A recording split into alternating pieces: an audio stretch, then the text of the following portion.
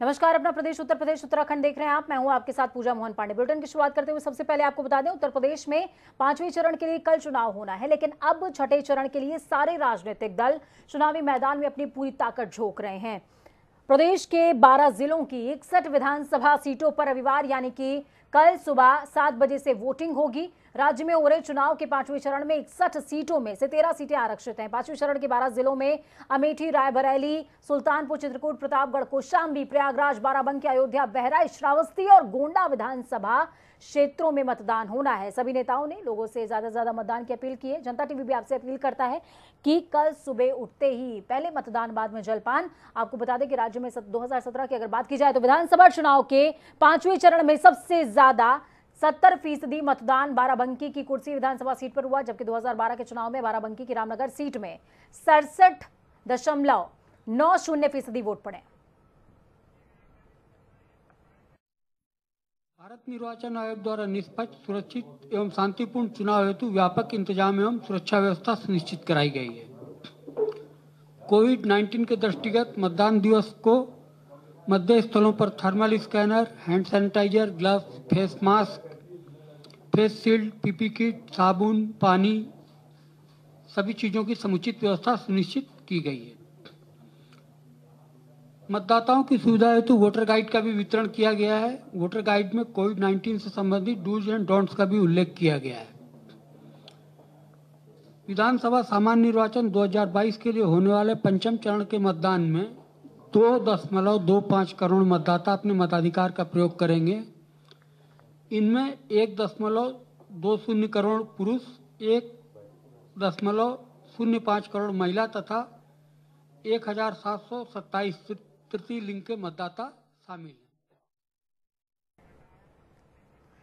उत्तर प्रदेश के गोरखपुर जिले में योगी आदित्यनाथ के मैदान में आने से चुनाव का उत्साह बढ़ गया है और ये भी तय हो गया कि भारतीय जनता पार्टी गोरखपुर से योगी आदित्यनाथ को चुनावी मैदान में उतारकर पूर्वांचल की सीटों पर कब्जा करने की रणनीति पर काम कर रही है।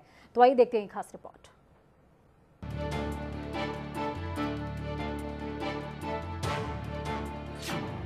गोरखपुर के लोगों को 20 साल बाद मिलेगा नया विधायक। गोरखपुर सीट पर 2002 से रहा है बीजेपी का कब्जा। पहली बार यहां से विधानसभा चुनाव लड़ रहे हैं सीएम योगी। सबसे ज्यादा उम्मीदवारों ने भरा पर्चा। उत्तर प्रदेश विधानसभा चुनाव के 5 चरणों का शोर थम चुका है और 6वें चरण के आगाज के साथ ही गोरखपुर विधानसभा सीट हर किसी की जुबान पर है। और हो भी क्यों ना, इस सीट से सीएम योगी आदित्यनाथ चुनावी मैदान में जो हैं। सीएम योगी गोरखपुर से खुद चुनाव लड़ रहे हैं, इसलिए ये प्रदेश की हॉट सीट मानी जा रही है। देश प्रदेश की निगाहें इस सीट पर टिकी है। जिले के कुल 9 सीटों में से इस सीट पर पिछले 3 बार से बीजेपी का कब्जा रहा है। वहीं दूसरी तरफ इस सीट पर आजाद समाज पार्टी ने अपने प्रमुख चंद्रशेखर आजाद को चुनावी मैदान में उतारने का ऐलान किया है। अगर हम पिछले चुनावी नतीजों की बात करें तो गोरखपुर विधानसभा क्षेत्र में 2017 में बीजेपी के राधा मोहन दास अग्रवाल ने 1,22,000 से ज्यादा मत पाकर चौथी बार लगातार चुनाव जीता था। उत्तर प्रदेश 2022 विधानसभा चुनाव को जीतने के लिए सभी राजनीतिक दल कोई कोर कसर नहीं छोड़ना चाहती है। ऐसे में समाजवादी पार्टी भी दोबारा सत्ता में वापसी का दावा कर रही है। अपने दावे को विधानसभा चुनाव के नतीजों में तब्दील करने के लिए पार्टी के राष्ट्रीय अध्यक्ष और पूर्व मुख्यमंत्री अखिलेश यादव ने योगी आदित्यनाथ के खिलाफ बड़ा दाव खेला है। दरअसल सपा ने गोरखपुर क्षेत्र की राजनीति के ब्राह्मण चेहरा माने जाने वाले बीजेपी के पूर्व प्रदेश उपाध्यक्ष और गोरखपुर के क्षेत्रीय अध्यक्ष रह चुके दिवंगत उपेंद्र शुक्ला की पत्नी सभावती शुक्ला को गोरखपुर से टिकट दिया है। आपको बता दें कि मुख्यमंत्री योगी आदित्यनाथ इससे पहले कभी विधानसभा चुनाव नहीं लड़े थे। साल 2017 में सीएम बनने के बाद सांसदी के पद से योगी ने इस्तीफा दे दिया था और उन्हें एमएलए के पद पर मनोनीत कर दिया गया था। गोरखपुर सीट पर 20 साल बाद 2022 में ऐसा होगा कि कोई नया चेहरा यहां से विधानसभा पहुंचेगा। वहीं अगर हम गोरखपुर के जातीय समीकरण की बात करें तो इस बार पिछले चुनावों की तरह मोदी लहर जैसी कोई चीज नहीं है। इस बार का चुनावी परिणाम पूरी तरह से जातीय समीकरण पर आधारित होगा। गोरखपुर विधानसभा क्षेत्र में करीब 4.5 लाख मतदाता हैं। यहाँ 60 से 70 हजार ब्राह्मण मतदाता हैं। इसके अलावा दूसरे नंबर पर लगभग 55 से 60 हजार कायस्थ, 50 हजार वैश्य, 40 हजार मुस्लिम और 25 से 30 हजार क्षत्रिय, 50 हजार अनुसूचित जाति और पिछड़ी जातियां हैं। गोरखपुर के जातीय समीकरण को साधने में जो कामयाब होगा उसे ही यहाँ जीत हासिल होगी। पहली बार विधानसभा चुनाव लड़ रहे योगी आदित्यनाथ को हरा पाना आसान तो नहीं है, लेकिन गोरखपुर की जनता उलटफेर करने में भी माहिर है। इसलिए यहाँ पर हर पार्टी दमखम से कैंपेन करने में जुटी है। जनता टीवी न्यूज डेस्क से मनीषा चौधरी की रिपोर्ट। विधानसभा चुनाव में भाजपा के बूथ कार्यकर्ताओं को प्रबंधन का गुण सिखाने प्रधानमंत्री नरेंद्र मोदी एक दिवसीय दौरे पर 27 फरवरी को अपने संसदीय क्षेत्र वाराणसी आ रहे हैं। इसके लिए कार्यक्रम स्थल पर प्रत्येक मंडल के हिसाब से 37 ब्लॉक बनाए गए हैं। प्रधानमंत्री कल करीबन 11 बजे विशेष विमान के जरिए बाबतपुर एयरपोर्ट पहुंचेंगे। यहां से हेलीकॉप्टर के जरिए पुलिस लाइन आएंगे। पुलिस लाइन से सड़क मार्ग से विश्वविद्यालय जाएंगे। भाजपा इस रूट पर रोड शो की तैयारी में जुटी हुई है। विश्वविद्यालय में करीबन 20,000 बूथ पदाधिकारियों के सम्मेलन में मंडल के हिसाब से कार्यकर्ताओं को बैठाया जाएगा। इसके लिए शहर के 13 और जिले के 20 मंडल के 20,113 कार्यकर्ताओं की सूची तैयार हुई है। पीएम संवाद से पहले प्रत्येक मंडल के कार्यकर्ताओं के बीच जाएंगे। पीएम के संबोधन के बाद एक बड़ी बैठक होगी। इसमें पूर्वांचल के चुनाव प्रचार अभियान की रणनीति तैयार होगी।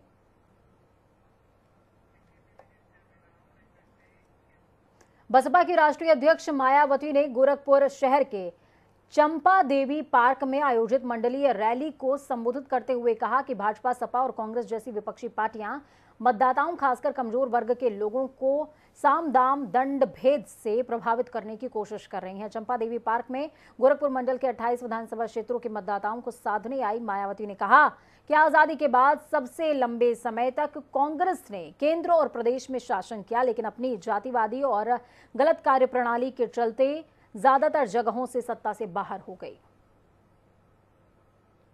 जो हमारा हाथी है तो वो योगी जी की नींद उड़ाए हुए है, तो उनको हर अपनी चुनावी जनसभा में तो कहीं ना कहीं किसी न किसी रूप में हाथी का जिक्र करना पड़ता है।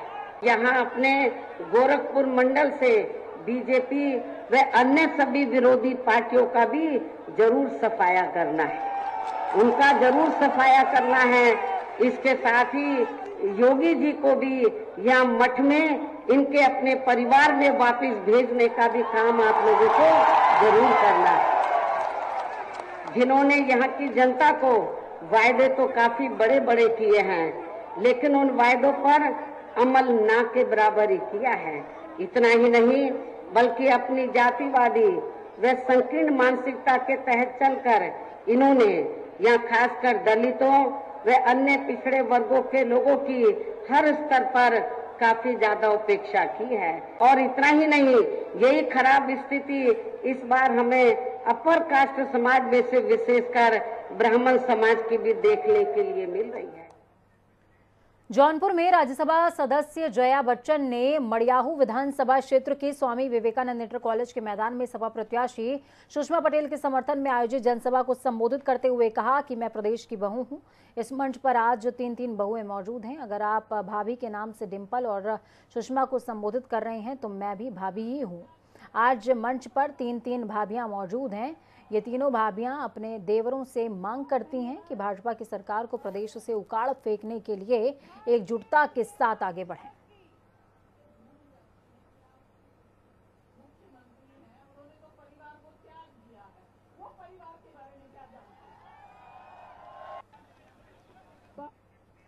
तो वहीं इस मौके पर पूर्व सांसद डिंपल यादव ने कहा कि गर्मी निकालने वालों का पता ही नहीं चल रहा है। उन्हें पता चलना चाहिए कि अब मौसम बदल गया है और वो गायब हो गए हैं। अब उनको कोल्ड स्टोरेज भेज देना चाहिए।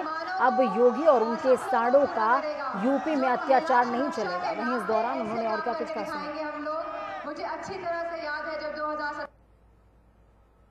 मुझे खुशी है कि जनता इस बार ऐसा मुख्यमंत्री चुनने जा रही है जो उत्तर प्रदेश को प्रगति के रास्ते में ले जाएगा, जो युवाओं के अरमानों को और सपनों को पूरा करेगा, जो महिला सुरक्षा के नाम पे ऐसे काम करके दिखाएंगे हम लोग। मुझे अच्छी तरह से याद है जब 2017 के चुनाव हुए थे और जब आंकड़े आए थे महिलाओं पे जघन्य अपराध के, तो उस समय 2017 में उत्तर प्रदेश में ऐसे आंकड़े कम हुए लेकिन अगर आप आज के आंकड़े उठा के देख लेंगे, ये मैं नहीं कह रही हूँ, एनसीआरबी की रिपोर्ट कह रही है कि महिलाओं के साथ जघन्य अपराध बढ़े हैं उत्तर प्रदेश में। और हमने देखा है कि हाथरस की बेटियों के साथ क्या हुआ, उन्नाव की बेटी के साथ क्या हुआ। उनके पिताजी को पुलिस थाने में जाकर मार कर पीट कर मार डाला। किस लिए? क्योंकि वो अपनी बिटिया की रिपोर्ट लिखाना चाहते थे।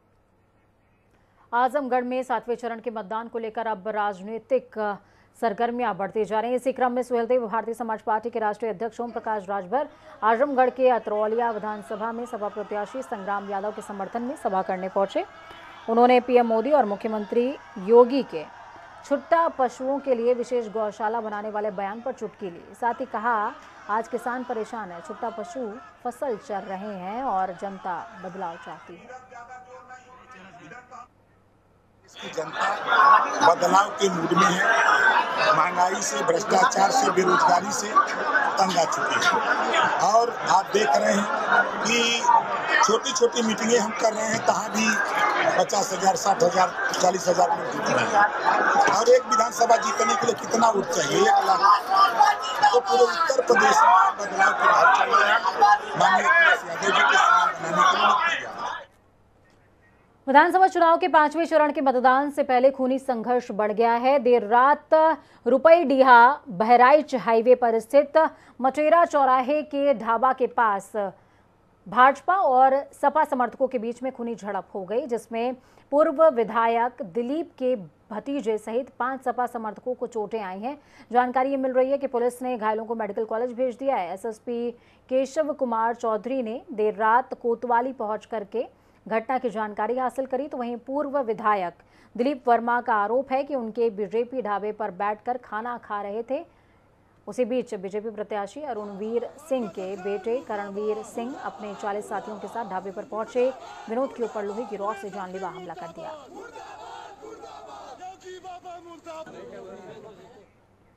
छठे चरण की सरगर्मियां तेज हो गई हैं। सारे दिग्गज अब पूरब की तरफ रुख कर रहे हैं। खासतौर से गोरखपुर में अब दिग्गजों ने डेरा डालना शुरू कर दिया है। गोरखपुर की अगर बात की जाए तो भारत सरकार ने सूचना प्रसारण मंत्री जो है अनुराग ठाकुर, वो भी वहां पर पहुंचे हुए थे। बीजेपी के प्रचार प्रसार में पूरी ताकत वो भी झोंक रहे हैं। ऐसे में हमारे संवाददाता सुभाष गुप्ता ने अनुराग ठाकुर से खास बातचीत की है, सुनिए।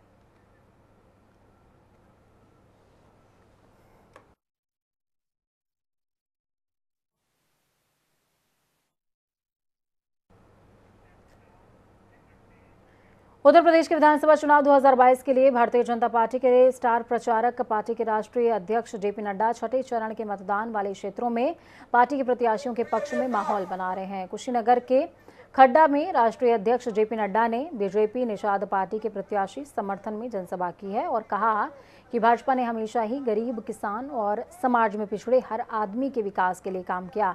आगे की योजनाएं भी ऐसी ही बनी हैं कि ये लोग भी आत्मनिर्भर बने।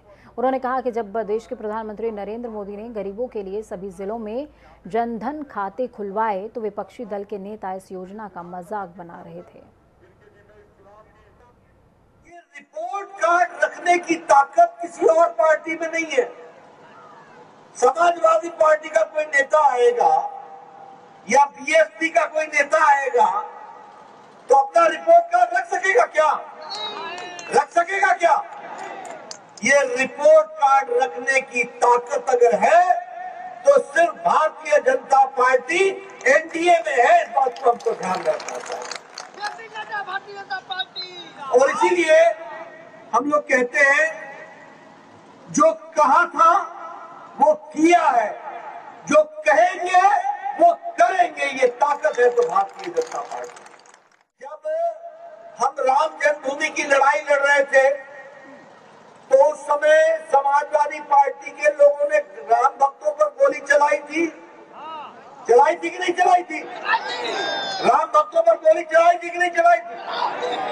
और हम खड़े रहे थे, राम लल्ला हम आएंगे और मंदिर वही बनाएंगे। आप बताइए भव्य राम मंदिर बन रहा है कि नहीं बन रहा है? तो तहार वोट के कितना मतलब बात समझ आया? कितना आपके वोट की कितना महत्व समझ में आ रहा है ना? बताइए ये जैसा आरपीएन सिंह जी बता रहे थे, जनधन खाता खोला तो उस समय मोदी जी का मजाक बनाया था कि नहीं बनाया था कि क्या खाता खुलवा रहे, क्या खाता खुलवा रहे, बोलते थे कि नहीं बोलते थे। इस चांदी के चम्मच के साथ पैदा हुए ये अखिलेश जी, इनको क्या मालूम, इनका खाता तो दूसरा ही खाता है ना, इनका खाता यहाँ थोड़ी ना है, इनका खाता तो कहीं और है।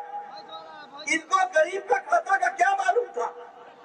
मोदी जी ने पूछा कि गरीब आदमी बैंक में खाता क्यों नहीं खुलवाता है, तो पता चला कि गरीब के पास पैसा ही नहीं है क्यों खाता खुलवा सके। और दूसरा कि गरीब का कोई गारंटर नहीं बनता, तो मोदी जी ने कहा कि बिना पैसे के अपने नाम का खाता खुलाओ, मैं कानून में बदलाव करूंगा और तुम्हारा गारंटर नरेंद्र मोदी होगा, भारत सरकार होगी तुम्हारा गारंटर।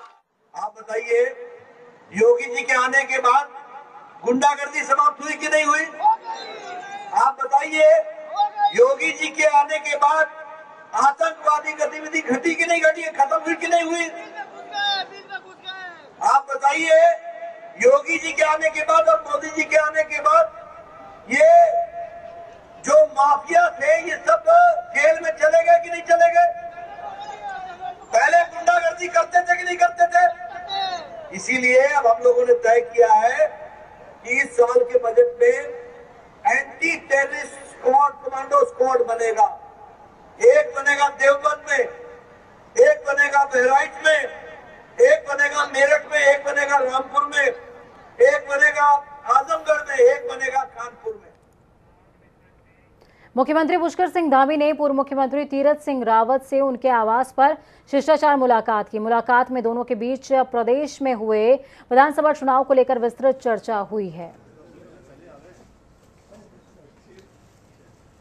उनका मार्गदर्शन, आशीर्वाद हमेशा मेरे साथ रहा है। विद्यार्थी परिषद के ज़माने से वो हमेशा हम लोगों को प्रोत्साहित करते रहे हैं, आगे बढ़ाते रहे हैं। आज भी चूँकि चुनाव के बाद बहुत दिन हो गए, बीच में चुनाव के बाद उनके भी कार्यक्रम लगे हुए थे, कई जगह थे। कल जैसी सूचना मिली कि आ गए हैं, तो आज बस वैसे शिष्टाचार, बस उनका आशीर्वाद करें। स्वाभाविक कि हमारा एक परिवार है और परिवार के नाते, मुख्यमंत्री के नाते मैं यहाँ पे था नहीं, मुझे स्वयं उनके पास जाना था, लेकिन उनका फोन आया, यहाँ पे आए और बातचीत हुई है। आने वाली तैयारी 10 तारीख को रिजल्ट आएगा, परिणाम आएगा, भारतीय जनता पार्टी के पक्ष में आएगा और अपने अन्य मुख्यमंत्री पुष्कर धामी जी के जो पूरे प्रदेश ने एक परचम लहराया है और निश्चित है हम 2/3 से भी अधिक बहुमत लेकर के आने वाले हैं। उत्तराखंड में मौसम का मिजाज तब्दील हो रहा है। आज राजधानी देहरादून समेत उत्तराखंड के समस्त जिलों में बारिश हो रही है। तो वहीं मौसम विभाग के निदेशक विक्रम सिंह ने बताया कि आज के बाद से राजधानी समेत अन्य जिलों के मौसम में परिवर्तन रहेगा और मौसम साफ रहेगा। तो वहीं उन्होंने कहा कि अगले 2 दिन उत्तराखंड के ऊंचाई वाले जिलों में हल्की बारिश की संभावना है। साथ ही आने वाले दिनों में मौसम पूरी तरीके से साफ हो जाएगा।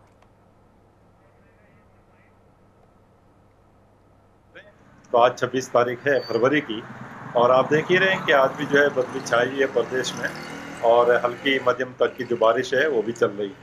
तो आज के दिन जो है जो हल्की से मध्यम बारिश है वो पूरे प्रदेश में ही जो है अनेक जगहों तक में है। और साथ ही आप देखेंगे जो ओलावृष्टि है या फिर जो है कहिए कि जो है लाइटनिंग है, तो वो भी एक आध जगहों में जो है कहीं कहीं पर जो है आपको इस तरह की चीज़ देखने को मिलेगी। तो आज के दिन जो है ये एक्टिविटी प्रदेश में रहेगी और कल से करीब करीब मौसम साफ है। केवल जो अंदर के जो डिस्ट्रिक्ट्स है उत्तरकाशी, चमोली या पिथौरागढ़ है, उसकी बात करें तो उसमें हायर रीचेज में छुटपुट एक्टिविटी आगे भी 1-2 दिन रहेंगी, लेकिन वो कोई विशेष नहीं है। बाकी जगह मौसम जो है साफ रहेगा कल से। वक्त यहाँ पर छोटे से ब्रेक का ब्रेक, उस पार खबरों का सफर लगातार जारी है। बने रहिए जनता टीवी के साथ, क्योंकि हमें आपकी ताकत, हमारी ये कामना है कि आपका आने वाला कल आज से बहुत बेहतरीन हो। नमस्कार।